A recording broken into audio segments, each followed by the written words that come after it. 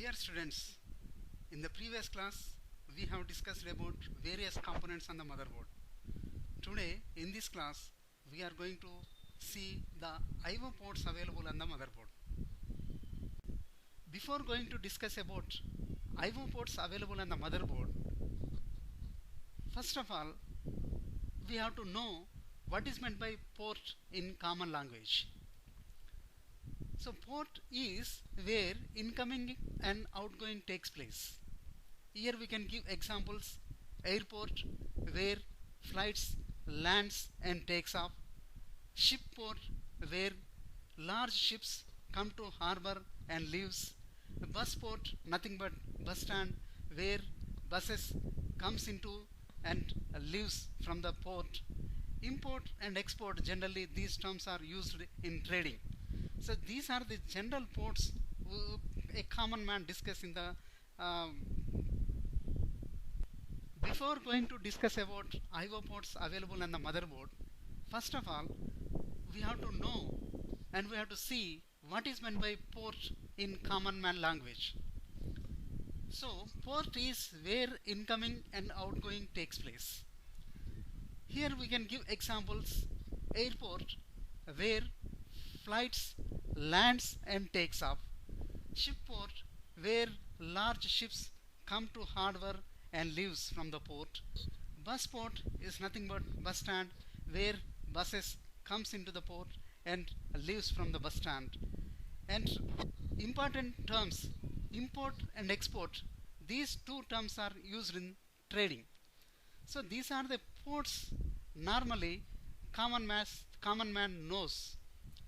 So now what are the I/O ports available on the motherboard? So what is meant by I/O port on the motherboard? Next we are going to see it. Now let us see what is I/O port. I/O is nothing but input output. So what is an I/O port? Here an I/O port is a connection point that acts as interface between the computer and external devices like mouse, printer, modem, etc. is called I/O port. Here ports are of two types. First one is internal port and second one is external port. So what is meant by internal port? Internal port, it connects the motherboard to internal devices like hard disk drive, CD drive, internal modem, etc. External port means the external port connects the motherboard to external devices like modem, mouse, printer, flash drives and etc. Here is the list of I/O ports available on the motherboard. First one, VGA port for connecting monitor. It is an output port to connect the monitor to the computer. USB port for connecting USB devices. Generally USB is used for input and output devices. USB based devices like keyboard, mouse, scanner, printer, all of these devices can be connected through USB port to the computer. Serial port for connecting external mouse or older mouse. This is also called COM port. Parallel port for connecting parallel printer. This is also called LPT port. IEEE 1394 or Firewire port for connecting high-speed bidirectional serial transmission. PS2 or mini DIN port for connecting keyboard and mouse. MIDI port for connecting musical instrument keyboard and sound cards. Ethernet port for RJ45 networking. These are the input-output ports available on the motherboard. In this picture, here we can see the various I/O ports available on the motherboard. PS2 mouse port, PS2 keyboard, serial port, HDMI port, VGA port, USB 2.0 ports, LAN port, rear speaker out, center speaker out, line in jack, line out jack, microphone jack, side speaker out. These are the I/O ports available on the motherboard. Now let us discuss about all these ports in the next slides. VGA port. VGA stands for Video Graphics Adapter or Video Graphics Array. VGA is a popular display standard developed by IBM and introduced in 1987. Video graphics array is a standard type of connection for video devices such as monitors and projectors.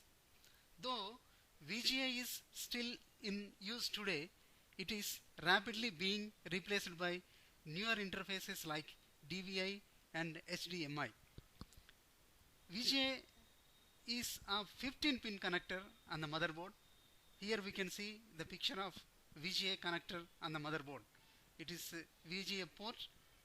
By using this, we can connect different types of monitors to the computer.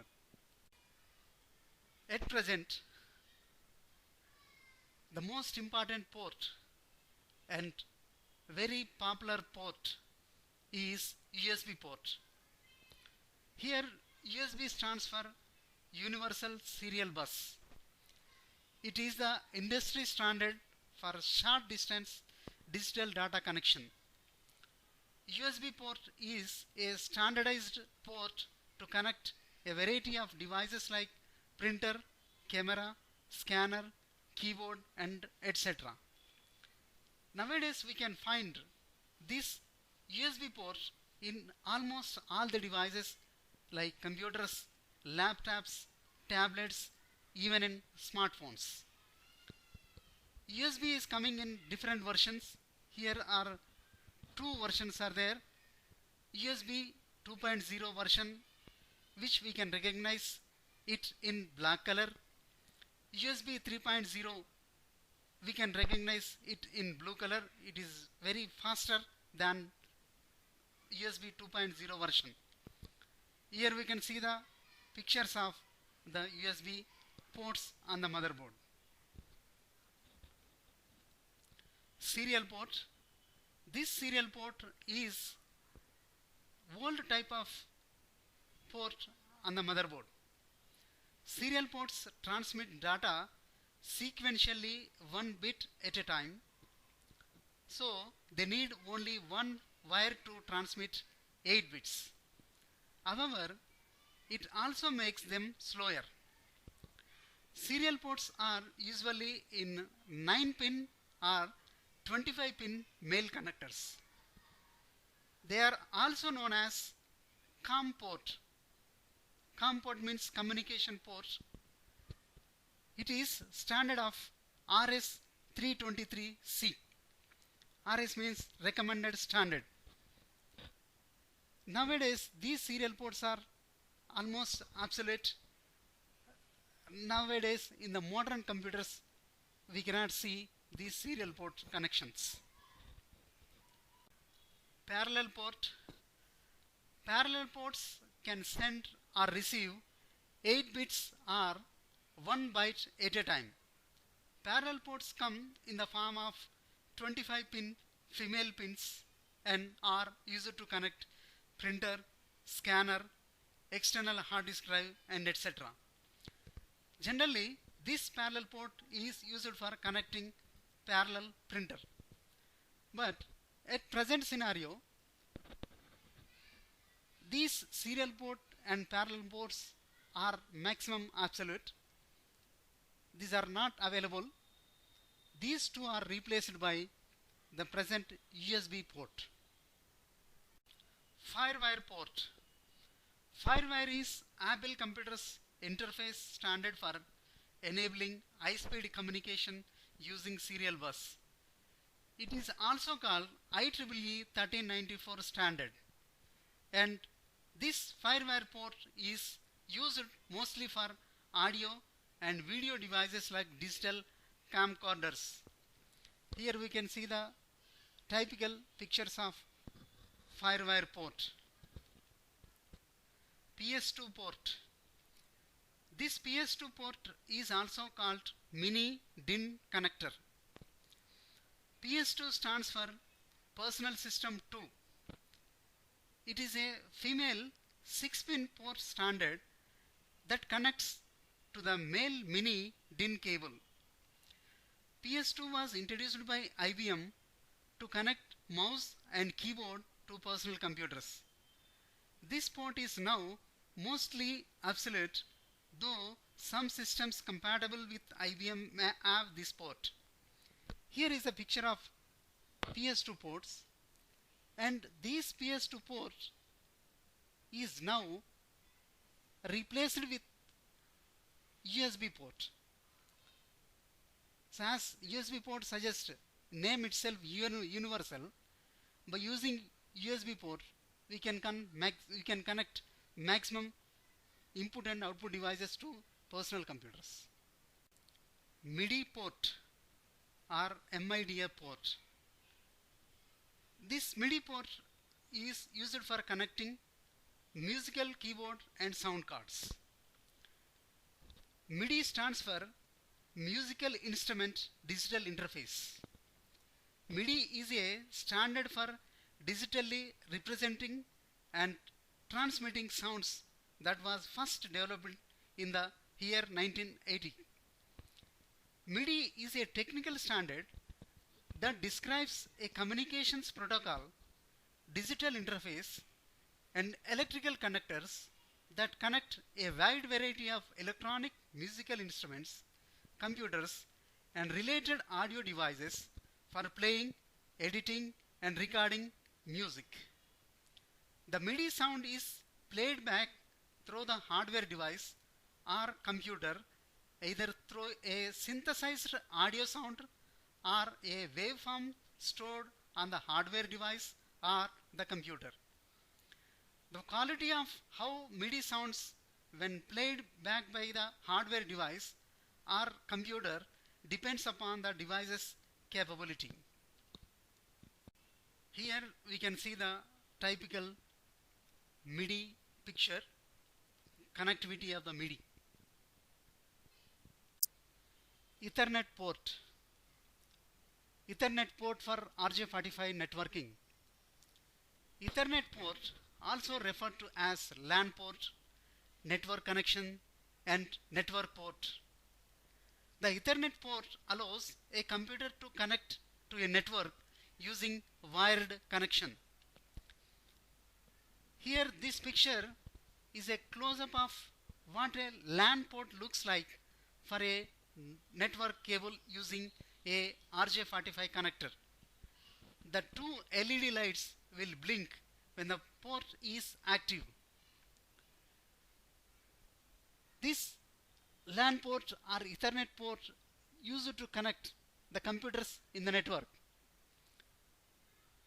Here we can see the picture of Ethernet port and also a LAN cable which is used to connect to the Ethernet port to get connectivity to our computers.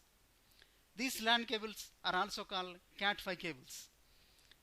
A LAN port is connected to other computers, switches, and routers using an Ethernet cable. Infrared port. Infrared port is a port that enables wireless exchange of data within a radius of 10 meters. Two devices that have infrared ports are placed facing each other so that beams of infrared lights can be used to share the data. Now, almost in all laptop computers and mobile devices, this infrared port is available to share and exchange the data between these mobile devices. It has become very popular now. By using this infrared port,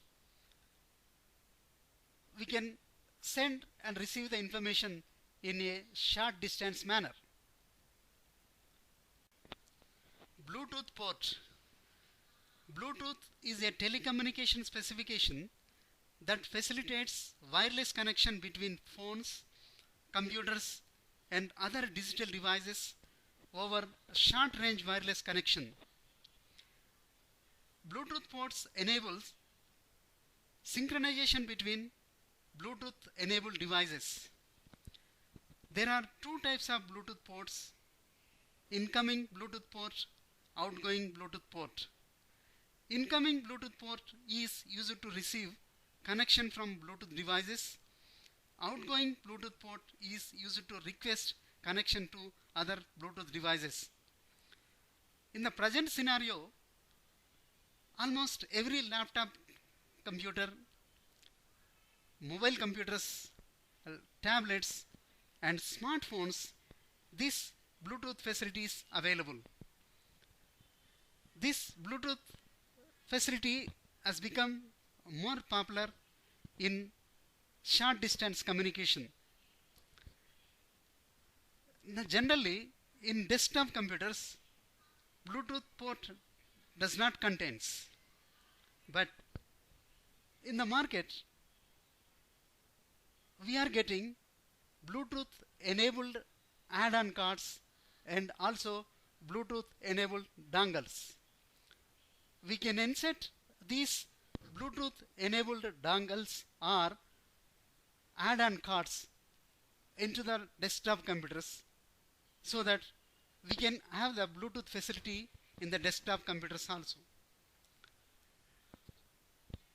In the next, we will also watch another video on this input and output ports available on the motherboard. What we're going to talk about specifically are audio connections, video connections, USB, serial. These are the things you might expect to see on the back of a motherboard that you're plugging into. Other things that are relatively new, like FireWire, we'll also talk about, and then some standby. Some things we sometimes on the newer motherboards don't see anymore are things like parallel ports, network interface cards, and modems. So let's start with this integrated input-output and where we expect to see these. This is the back of my motherboard. You can see a lot of different connectors there. What you want to be able to do for the A+ exam is be able to know exactly what each one of these different devices are just by looking at it. Immediately, I should know exactly what that port does. I should know what that port is. I should know what this port does. And I should be able to look at the back of any motherboard. And this is a good thing to try with your system. You should be able to turn it around and know exactly what each one of those different ports does. Here's two ports you're going to find on some legacy systems. You really don't see these too much on the newer systems. The newer ones tend to use USB connections, but you'll find these keyboard and mouse connections. And one thing you notice is that they've got colors associated with them. These are standardized colors, and they come from something called the PC System Design Guide. And this was created by Intel and Microsoft so that they could create motherboards and systems that all had similar connections. The colors were connected. So you'd see a green connection, you'd look around for a cable that had a green connection at the bottom of that one, and you know it plugged into that. If you had a red cable, there might be a red connector on the PC. And so this was really designed for the consumer market, but it certainly applies across the board. It helps wherever you are. If you see a purple connection, this is the one at the bottom, that's related to the keyboard. And so at the end of your keyboard cable, you'll probably have also a purple connection. And that purple connection is a 6-pin, what we call a mini DIN. You can see the 1, 2, 3, 4, 5, 6 pins here, and it's a mini DIN. And the DIN stands for this institute that named it. And it's in German, so we'll just call it a mini DIN here in the United States in English. When you see the mouse ports, it looks exactly the same as the keyboard port, except it's colored differently. It's green, and it's also a 6-pin mini DIN. In fact, you can take the mouse and plug it into the keyboard port, and you can take the keyboard and plug it into the mouse port. Sometimes that causes problems. You may find your keyboard isn't working or your mouse isn't working, and that's because you may have plugged them into the wrong place. Prior to this, there were no colors on these connections, and you really sometimes weren't exactly sure if it was dark and the connectors are in the back of the computer. You sometimes will try it one way, see if you've got it right, and you switch it around to see if it will work the other way. As I mentioned, these days, most of these keyboard mouse connections are provided via USB, so you don't see very many of these types of connectors on newer motherboards. The other ports you'll see on the back of a motherboard are audio ports, and these are these 3.5 millimeter, we call them TRS plugs. You don't often hear them referred to as that. That stands for tip, ring, and sleeve. You'll hear them as audio jacks. That's a good example of how you might hear them. The color standard here is also in that PC design guide, but it's not always followed. So you can't always expect the green port to be a green port, have the exact same function on another motherboard. So you'll see that next to the case of these audio ports on this motherboard, there is a little bit of text next to them. And that helps unless you're working on a motherboard and it's in the back of a wall and there's no light. You'll find that you're going around with the flashlight a lot just so you can figure out what port is labeled what on the back of that motherboard. Video ports these days look a little bit different. Most of us are used to these older style VGA ports. Almost every computer has a VGA port on the back of it. And the VGA stands for Video Graphics Array. It's a type of port called a DE15, and that's from these D standard ports. The E refers to the size of that D shelled port, and it has 15 pins in it, and that's where the 15 comes from. With the newer motherboards and newer systems, you'll see these DVI connectors, these digital video interface connectors. You can see they look a lot different. They're connectors that have a lot of other functions associated with them. They'll send information both as analog and video signals, and oftentimes we'll just refer to it as a DVI connector. We mentioned earlier USB is often used today for keyboard and mice, and this is an example of how USB might look. Some of our older motherboards might only have 1 or 2 USB ports on it. The newer motherboards might have anywhere from 6 to 8 to 10 different USB slots on it. These are what we call type A slots on a USB connector. There's all kinds of different USB connections, but on motherboards, which is what we're talking about here, almost always we see this type A slot connected to it. And you may even see this USB symbol right next to the ports on the motherboard, and you'll know that's where the USB ports go to. On some older motherboards, you'll see things like serial ports, and this is really legacy hardware. Today, the universal serial bus, the USB, has really taken the place of the older style and slower serial ports, but you still see them around on the back of systems. They can come in this 9-pin type that I've identified here. Some older systems, really old systems, might have a 25-pin serial port on the back of it. You don't see many of those anymore. The size is very similar to a VGA port. It looks almost exactly the same size as a VGA port, but notice that it only has 9 pins inside of it. And unlike a VGA port, this is male, has the pin sticking out of it. A VGA port, a video port on the back of a computer, is female. So that's one way you can tell immediately without having to even count the number of pins, the type of connection that it might be. When we look at the communication these days, you see a lot of FireWire ports. We refer to them as FireWire ports, but FireWire is a term that was trademarked by Apple. So a lot of non-Apple systems won't have the word FireWire on them. You'll see it replaced with the term IEEE 1394, which is the IEEE specification for this type of port. And so if you're looking for a cable, a FireWire cable, you'll see them identified sometimes as an IEEE 1394 cable. That's what it really is. It's exactly the same. It will work on an Apple FireWire. It will work on a 1394. It's exactly the same specification.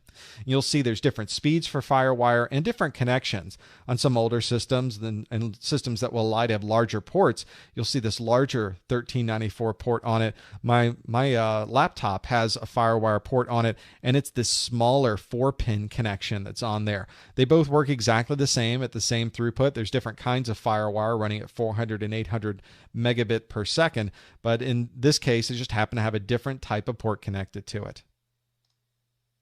Parallel ports are used very often to plug printers in, and in the past we've even used it as a way to transfer information back and forth to a system. These are 25-pin connections. They're very long, and they're this red magenta color. So you'll see it these days on the motherboards following that specification. It's very easy to see them because they're very big. They really didn't come in smaller sizes. Very much legacy use because printers and other devices that would use a parallel port today are now USB based. You just use a USB printer instead of using a parallel cable and plugging it into a parallel port. So you won't see very many of those ports available on newer systems. What you will see on newer systems are network connections, especially Ethernet connections on systems. And this happens to be an Ethernet connection, a network interface card, or a NIC. a NIC card or a NIC connection. Even though it's redundant to say NIC card, you'll hear it referred to that way. And this happens to be on the back of my motherboard, an Ethernet connection running at 10, 100, or 1000 megabit per second. We sometimes will call that a gigabit connection. It's what we'll call an RJ45, a registered jack. Nobody calls it registered jack. They'll just refer to it as an RJ45 connection. And there are 8 pins inside of this. It's kind of wide. At first glance, it looks like it could even be for a telephone connection, but it's a little bit wider than that. And if we counted the number of pins in here, 1, 2, 3, 4, 5, 6, 7, 8, there's 8 different connections in there, which is a little different than one used for a modem or telephone. In fact, the modem and telephone, they're a little smaller. Here's one side by side. The modem connection uses a telephone port that's an RJ11, and it only has 4 pins inside of it that are used at any particular time.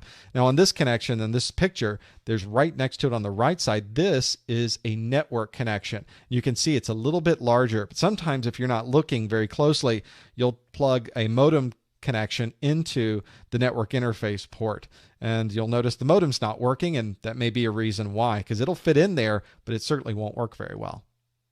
In review, these are the types of interfaces that we'll see on the back of a motherboard. Not only the audio and video connections, but some of the newer USB and FireWire connections. The serial and parallel ports we don't see very much anymore, but you'll see network interface cards, sometimes multiple network interface cards on the back of servers. And the modem connections, sometimes optionally, we'll see them on the laptop systems that you'll have around these days. For more A+ certification training videos, for our message boards, and to look at our study guides, feel free to visit our website at freeaplus.com. In this class, we have seen and discussed about various I/O ports available on the motherboard. In the next class, we are going to see processors. What is meant by processor, what it does, and what are the features and advantages of various processors available in the market.